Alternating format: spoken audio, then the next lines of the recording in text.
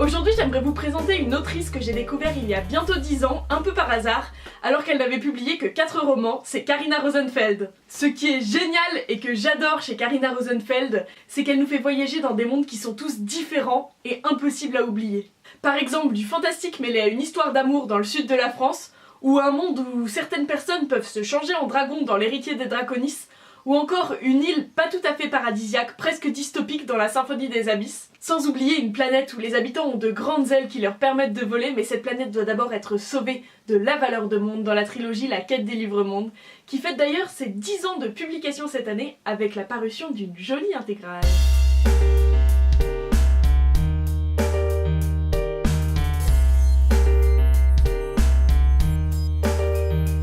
Bonjour à tous et bienvenue sur Boîte à mots. Aujourd'hui nous sommes en compagnie de Karina Rosenfeld. Bonjour Karina. Bonjour Tom. Nous sommes ensemble pour fêter un anniversaire assez particulier, celui de la Quête des Livres-Mondes.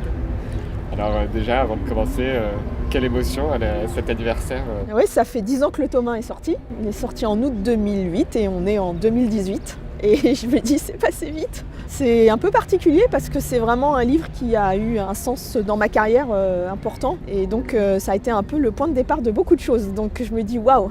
Du coup pour cet anniversaire, on a décidé de se rendre dans 3 lieux importants de la Quête des Livres-Mondes à Paris. Donc nous sommes là au pied de la Tour Saint-Jacques.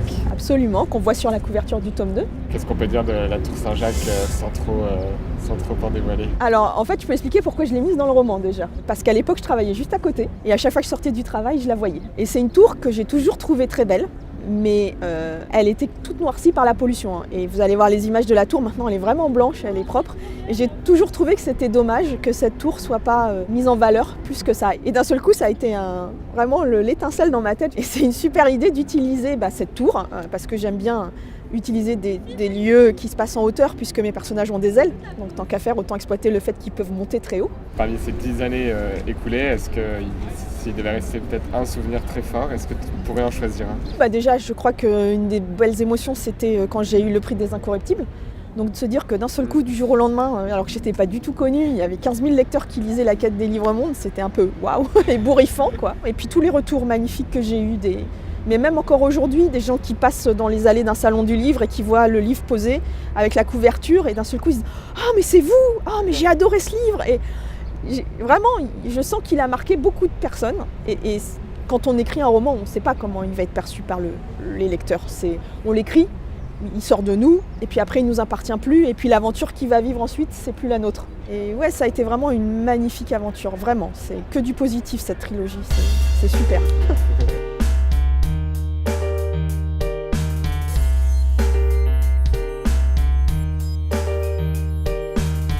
Donc nous sommes maintenant au Champ de Mars, presque au pied de la Tour Eiffel. Ouais. Pourquoi le Champ de Mars? Est-ce que tu peux nous expliquer? Parce que dans le tome 2 de La Quête des Livres-Mondes, il y a une scène assez importante qui se passe au Champ de Mars, le 14 juillet, au moment du feu d'artifice. Donc il faut s'imaginer, c'est un moment de fête pour les gens qui assistent au feu d'artifice. Et il y a cette espèce de drame qui monte en intensité en même temps que les feux d'artifice explosent autour. Donc je trouvais qu'il y avait le son, la lumière, les émotions, il y avait tout en même temps.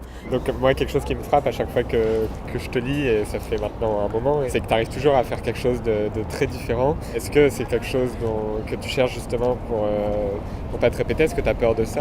En fait, j'arrive pas à avoir une idée qui ressemble à une autre. Voilà, chaque fois, je pars dans des directions différentes selon mes idées.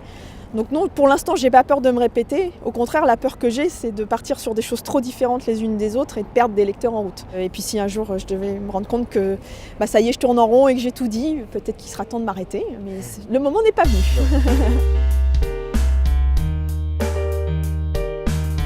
Donc on est maintenant place Fürstenberg, que j'ai bien prononcé. Oui, je crois.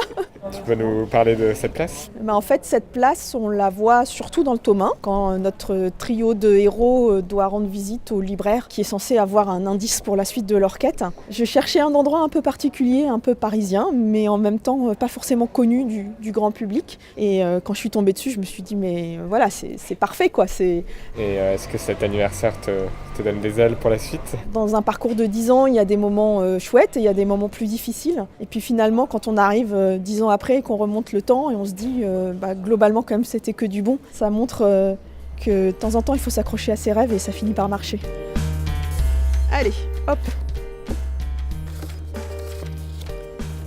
bienveillance. Ça, c'est un beau mot. J'essaye dans mes romans de faire passer de la bienveillance. J'espère faire passer des choses positives comme concept, que ce soit dans La Quête des Livres-mondes ou dans mes autres romans. Ouais, c'est un mot qui va bien avec mon idée d'ouverture, de respect, d'acceptation de soi et d'acceptation de l'autre. Voilà.